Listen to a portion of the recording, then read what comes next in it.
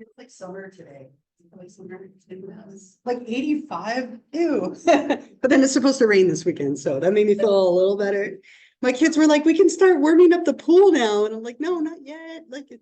I'm not ready for something. And they're turning like, my twins will be 10 in like 2.5 weeks. That'll be crazy. Can't even imagine. I'm about to be surrounded by like three like preteen girls.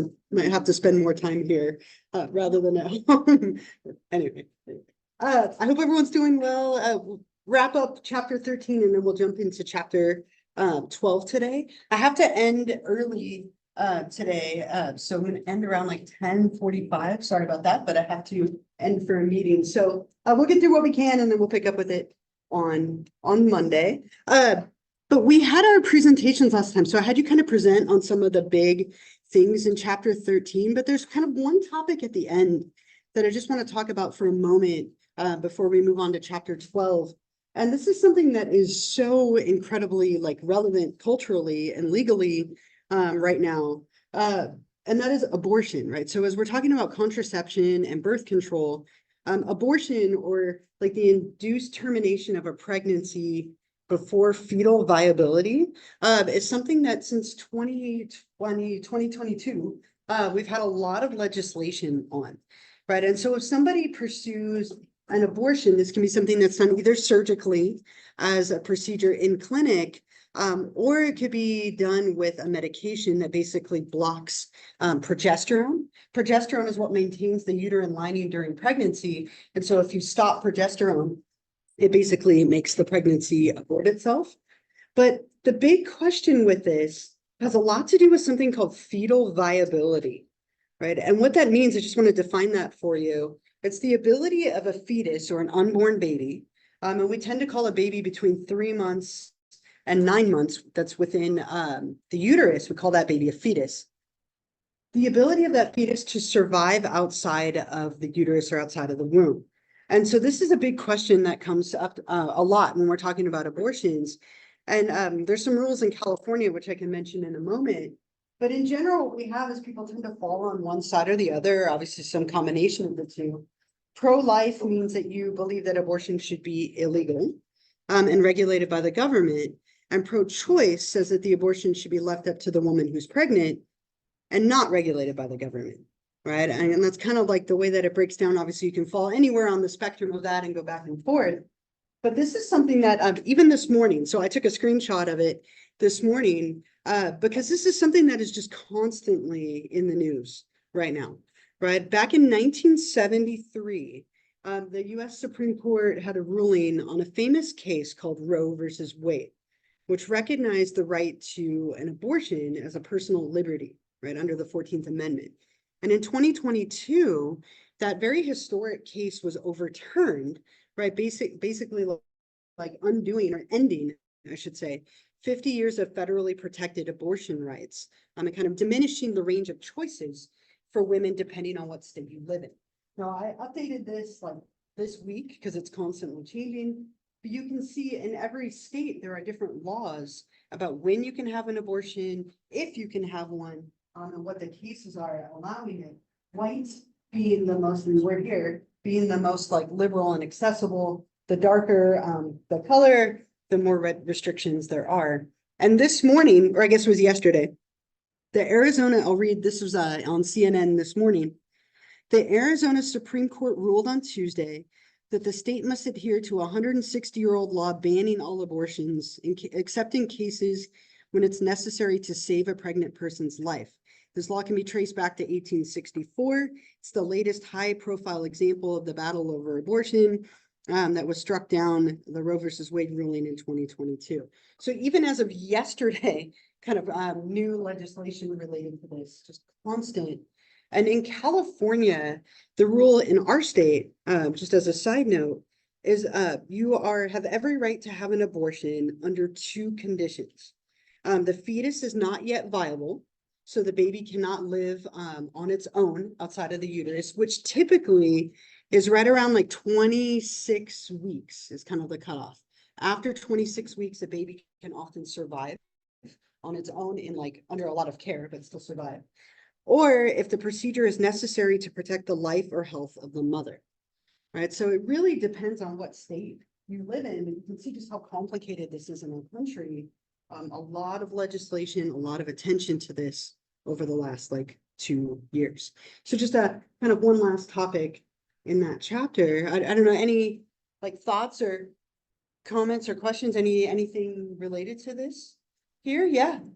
I was shown really weird, like missing what abortion was by like stumbling on a YouTube video.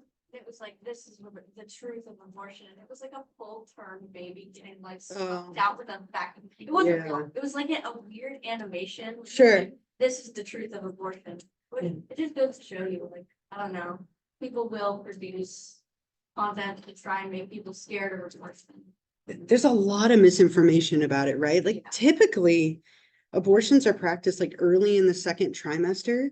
And we're talking about, like, I'm looking for something as a point of reference here. We're talking about a baby being like the size of the head of an eraser, right? Right. With no, yeah. And like, that's obviously up to debate and like moral, religious, whatever. But we're talking about something that is like the size of like this pink eraser right here, in the very early, like second trimester or a little bigger. And so it is typically done with like a vacuum at that point, but we're talking about something so small.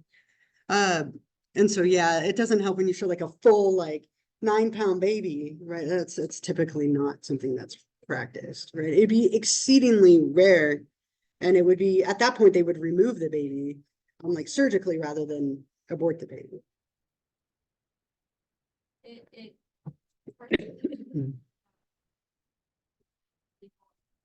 makes them go up rather than going down. There have been ever since Roe was overturned, there's actually statistical significance that says that a lot more people are getting abortions now. But more coherent types of abortions, unfortunately, which are much more dangerous. I think, this is just my opinion. I think abortion should be illegal for that reason alone, for the safety of women who are going to get abortions either way. Whether that be, themselves or with somebody else. And a lot of people, that is their argument behind it, right? That ultimately, if someone is going to do something, they're going to find a way to do it, right? And so they can go have an abortion medically supervised, medically done in a safe, sterile environment, or they can go find somebody to perform that in like a shady location where it's not up to any kind of like medical code or medical guidelines. People doing this themselves at home, which can cause an incredible number of issues, right? So, you're right though, like oftentimes the second you ban something, it makes it more popular or it gives it more attention. And so there's been a lot of like back and forth on like, is this actually accomplishing what the people who wanted to accomplish, what they wanted to accomplish in the end? And I don't know if it is, right? Because it has just brought a lot of national attention and people doing it in different ways now. Other thoughts? I mean, we could obviously get super heated and have like a whole class debating this, but any other like general thoughts or questions? This is again like a very controversial topic in the country. The Roe v. Wade was over. I did not sleep until like 1 o'clock that morning because I was so disappointed in my country, and like I had a hard time falling asleep, and like I was like struck with like poetry inspiration actually due to my disappointment. But yeah, way to find an outlet for it. That's good that you found an outlet, right?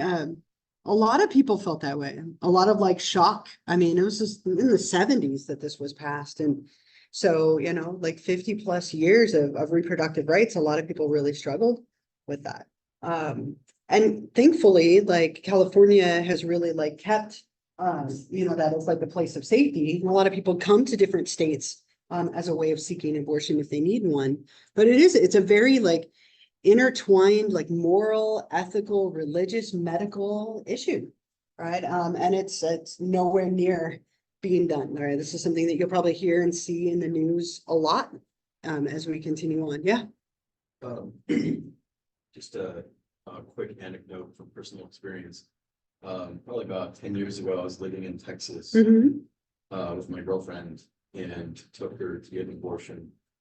And the clinic where this took place was like, it was like a completely unmarked brick building. The stereotype of what you would think kind of thing. Well, like no markings to indicate that it's a clinic. Sure. In other words, and you would walk up and you can't get in. It's a electromagnetically locked door and there's like a camera.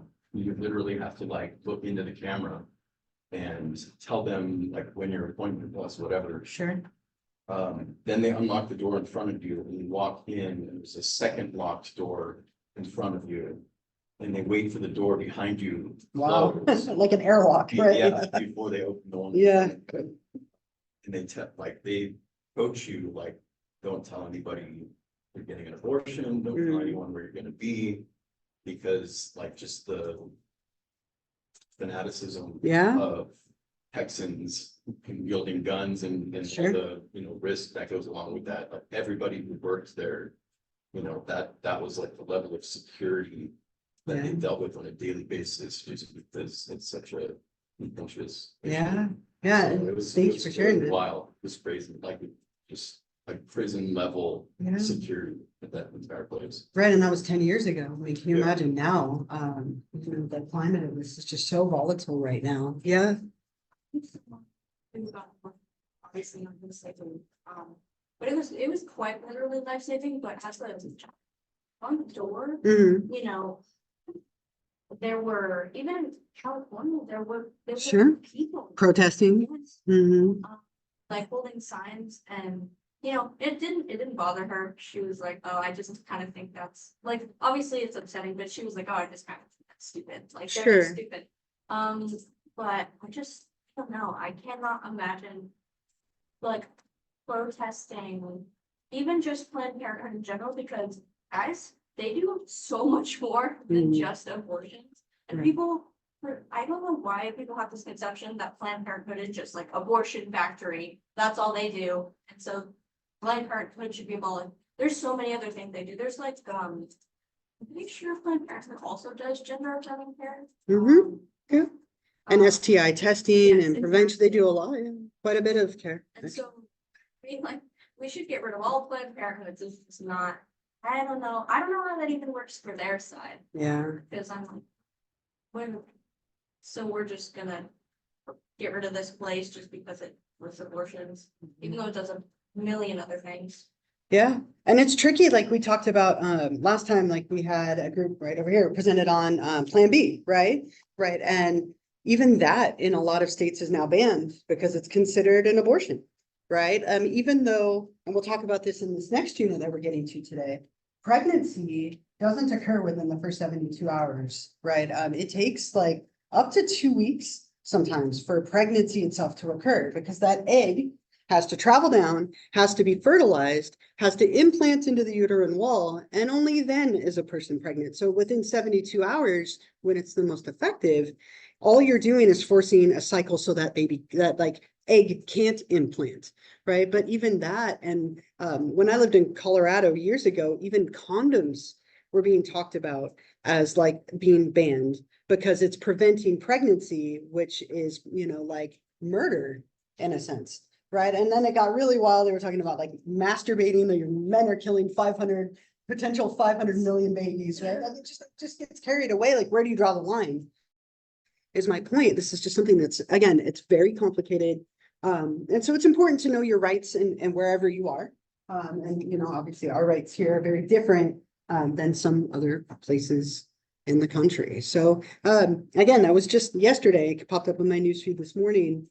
This is an ongoing thing, and different states have different lines, even including things like contraceptive methods that we talked about last time.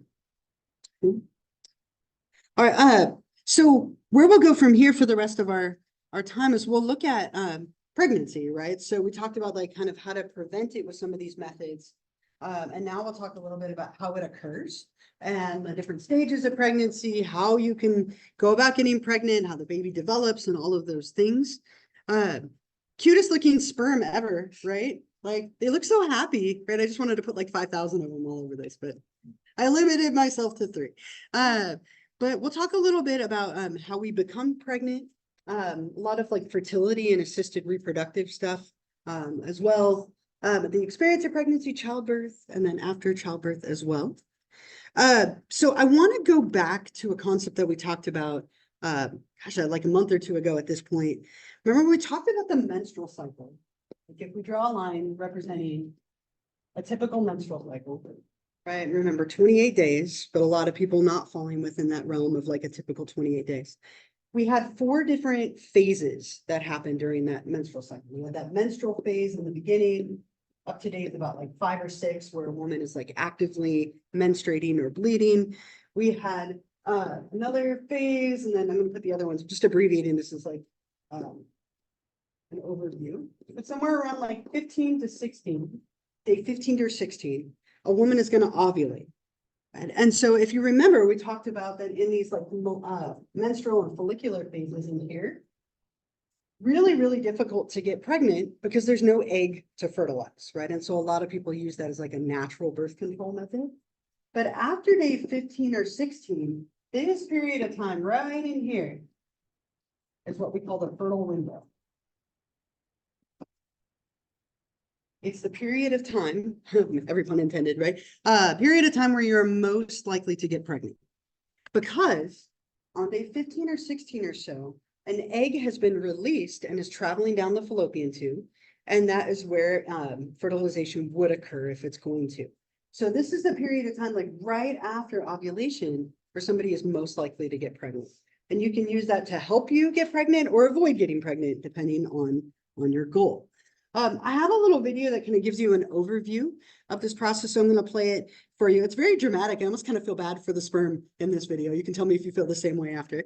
But let me play this for you. It's the epic story of pregnancy. Pause this. And I love the way that they kind of show that whole process. So during the intercourse, right, if we're assuming like male-female intercourse, like millions and millions of sperm, right, being like swimming up through the vaginal canal, up through the cervix, up through the fallopian tubes. And then only, as they said, like a few dozen, right, by the end actually make it to the egg. You imagine being the sperm, like, I love the way that they portray that. Like they have to choose a fallopian tube. And you're like, oh, I missed, chose the wrong one. 50-50 chance, right? But they go up and get to the egg, and then only one, right, gets to fertilize that egg. So of the like 300 million sperm, one will make it. Right. And so when that one single sperm cell from a man or from a male penetrates the outer coating of a single egg cell from a female, we get a new fertilized cell. Pregnancy has not happened yet, but fertilization or conception has happened. Right. So there's kind of a couple of processes involved. But again, you're most likely to be successful at getting pregnant if that's your goal right here after ovulating, because there is an egg in the fallopian tube. No egg to fertilize, right? And it would be difficult for this to happen. So obviously a lot of people do this on their own, right? Through intercourse, having intercourse to get pregnant. But we have a record amount of infertility in our culture. Like our infertility rates have been rising steadily over the last like decade or two. And infertility is when a couple is unable to conceive or get pregnant after 1 year of regular sexual intercourse without the use of any kind of birth control. So they've been actively trying for a year and have not been able to get pregnant on their own, right? That is kind of the definition of infertility. Now, obviously, this could be a heterosexual couple that's been trying through intercourse, and maybe they've been timing ovulation and they have been like trying during that fertile window and still not getting pregnant. This could be a gay, lesbian, bisexual, transgender like couple that's trying to get pregnant and maybe missing an ingredient or two and struggling to get pregnant, obviously, because they need assistance. But there are a lot of ways that we can help somebody if they're struggling with infertility. And I like to kind of tell like our story of how we had our kids as we talk about these, because I can kind of weave them together really well. Oftentimes what happens again is a couple will try to get pregnant and they struggle. And there are a lot of reasons why people might struggle to get pregnant. Can you think of any reasons why a man or a woman, like things that might interfere in someone's ability to get pregnant? What's a reason someone might struggle to get pregnant? You think of anything? Yeah. Yeah, low sperm count. It's a great example. Can you think of any other reasons someone might struggle? Yeah. Age, right? As you get older, you have less eggs, your egg quality is lower, your sperm quality and viability is lower. Yeah. Inconsistent. Yeah. Yeah, if you don't have a consistent menstrual cycle, it might make it difficult. You could have anatomical issues too. Sometimes women have fallopian tubes that are blocked, right? And so the egg and sperm can't make it through them, right? Maybe you have a uterus that is like really restricted or not having a really good like endometrial lining. There are an incredible number of reasons for men and women that can affect your ability to get pregnant. And so oftentimes what happens is when a couple hasn't been able to get pregnant, they go to a doctor that will help them kind of evaluate what. One of the first things that people often do is do like a check of the man's sperm, assuming a heterosexual relationship. And they might even do like scans to check a woman's like ovaries, to check the fallopian tubes, to see if there's anything anatomically that might be explaining it. There are then from there, a lot of different things that you can do. Right. So my partner and I, like we have 3 kids, right? Twins and then an older one. And we like, when she turned 30, it was like, I want kids and I want them now, right? She's like, we're having children. Okay, I'll visualize, right? It didn't work, right? So we're obviously missing an ingredient between the two of us, right? We don't have any sperm. As hard as I could try to come up with sperm, I don't have sperm, right? And so we, in our mind, we're like, oh, we just need a sperm donor and we'll be good, right? Like we will go to a fertility doctor, they'll put the sperm in, we'll get pregnant, and all will be good. That wasn't the case for us at all, sadly. So we started on this process. We found this doctor down in Manhattan Beach, and it was right next to a Susie place. So I was all over this place. Right? Like our cupcakes every time we went. I was like, I will support our process via cupcake. And so we went, and what they did at first to try and increase our odds is they gave my partner fertility drugs. There's a drug called Clomid, and what it does is it causes you, when you ovulate, to release more than one egg. And so that's why people sometimes get multiples, right? Like twins or triplets or octuplets or whatnot. You release more than one egg.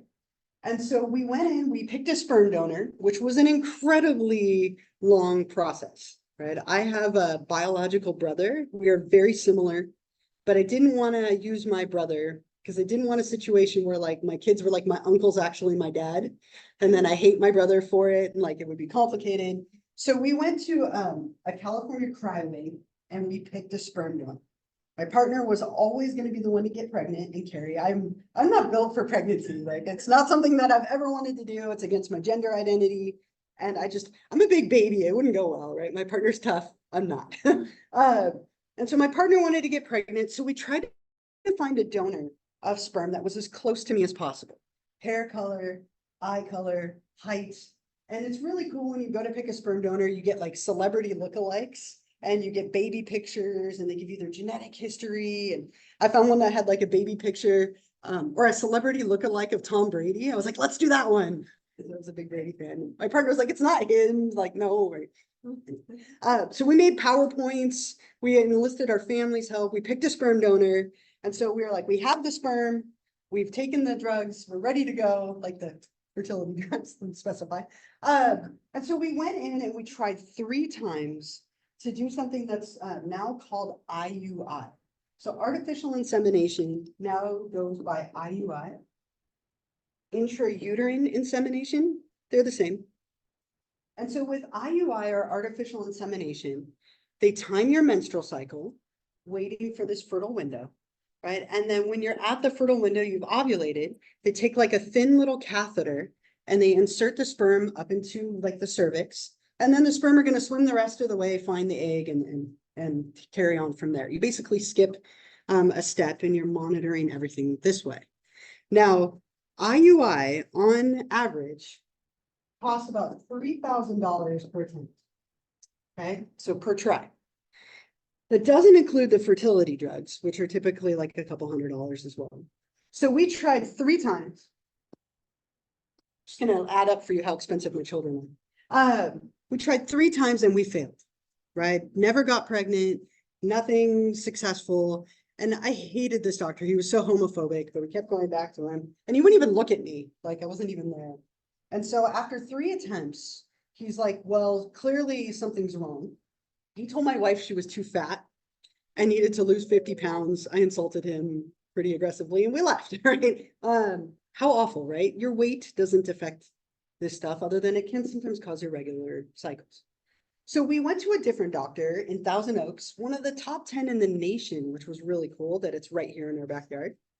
And he's like, I want to run some scans to see what's going on. Probably should have started there, but we skipped it because scans are expensive. And so they did a scan of my partner.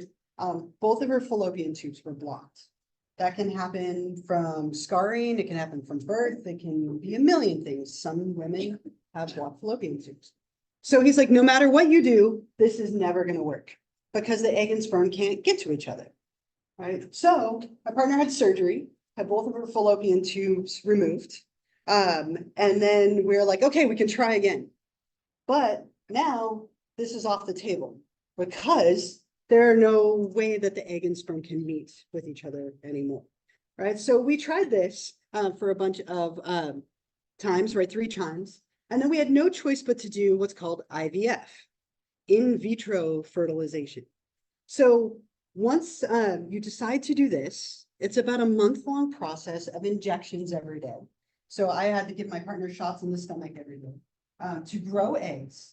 And then once you are right before the point that you're going to ovulate, they go in and surgically remove each egg that you've grown with a long needle up through the vaginal canal. My partner grew like 5, 6 eggs or so, and they removed each one of them. And then we take the sperm that we had chosen to represent me, and in a little dish, right, they introduce the sperm and egg. And then once they fertilized each other, you then take one of those or 2 of those or however many you're going to do, and you put them up into that woman's like cervix, up into their uterus and hope it implants. Okay, so you skip a bunch of steps. But IVF, on average, is very expensive, right? It's not covered by most insurances. It's considered like an elective procedure. On average, it's $12,000 a try. We did this 3 times. My oldest was very expensive. We wanted her very badly. I'm like, you are expensive. My twins were like bargain basement deal, right? I'll get there in a minute, right? So IVF, so we did this twice. My partner, like, going through this procedure of growing eggs all month, removing them, fertilizing them, and then putting them into her uterus. No success. And at this point, we had spent like 30-something thousand dollars. We were like, maybe we should adopt, right? Maybe we should not have kids. Like, I could be the kid forever. And so we had like a huge debate about this, but our doctor, he's like, give me one more try and be open-minded. I was like, what does that mean? Right? Like I was all skeptical. Like we were his first like same-sex couple he had ever worked with. And he's like, I know I can get you guys pregnant. Just give me one more try. He's like, but, and he looks at me, he's like, can we use your eggs? And I was like, wait, why? No, like, no, those are mine, right? And I had never wanted to be pregnant, but I didn't have to do that part. I just had to grow eggs. So I went through a cycle of IVF where my partner got to now inject me with needles. She's like, my turn. She was so excited. It was kind of mean. So she injected me with shots every day for a month. I grew an incredible number of eggs. Who knew? I have like a secret skill of egg growing. My partner every time was like 5 eggs, 6 eggs. I grew 52 eggs, people. 52, right? I had lots of eggs, apparently. I was ready. So I go through this process. They remove all 52 of them, again, one at a time with a long needle. I was very sick after I hyperstimulated and like missed 2 weeks of school. And I was really sick from the whole thing. But then we had to find a sperm donor to represent my partner now because we have my eggs. So we go through the whole process again. We find a sperm donor to represent her, eye color, hair color, ethnicity, everything that we could.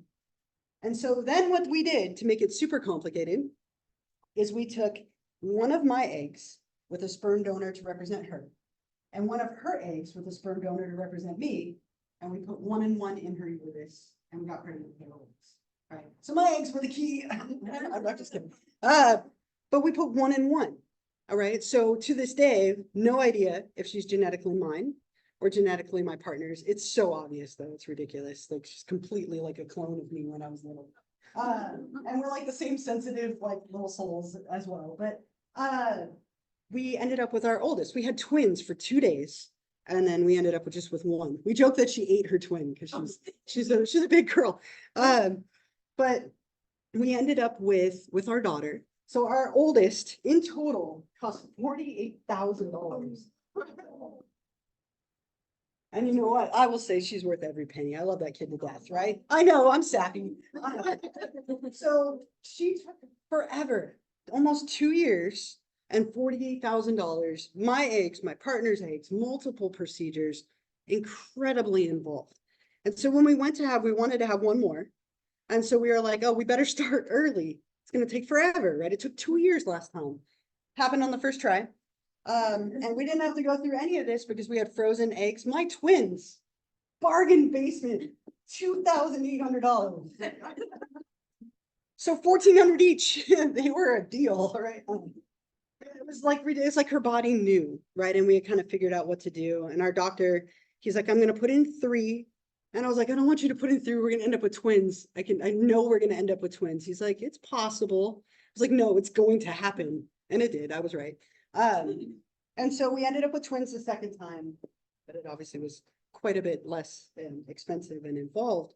But it's a whole process of going through these things. And then there are other things as well that you can do. But that was kind of our journey, and I like to kind of weave that in there. And it's wild. Our twins, one of them is like a carbon copy of my partner, like looks exactly like my partner. And one of them, the other one, well, there's only 2, so the other one, right, is a lot like her sister, right? So it's interesting. People will often be like, are they twins? I'm like, no, she's 11 and she's 9. No, they're not. But they look very similar to each other. You see it. I'm going to find you a picture. Right, hold on 1 second. This is important, right? This is super important. Right. I'll have to email it to myself. I'll bring it next time since I have to stop early, but I'll grab a picture to share with you. But it's really interesting.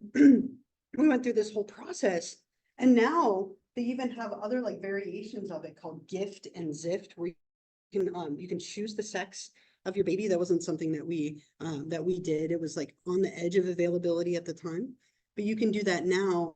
You can even like mechanically inject 1 sperm into an egg as a way of like guaranteeing fertilization to occur.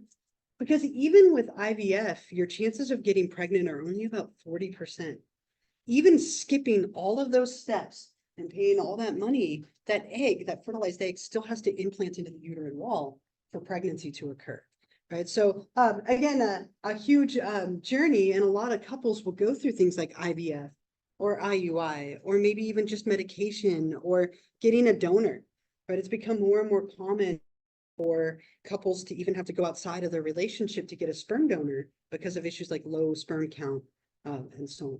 So yeah, kind of a wild way of sharing that with you. But I don't know, any questions, any thoughts on anything? Yeah. Is it possible to get IVF considered as a medical necessity? Yeah. It's some insurances will.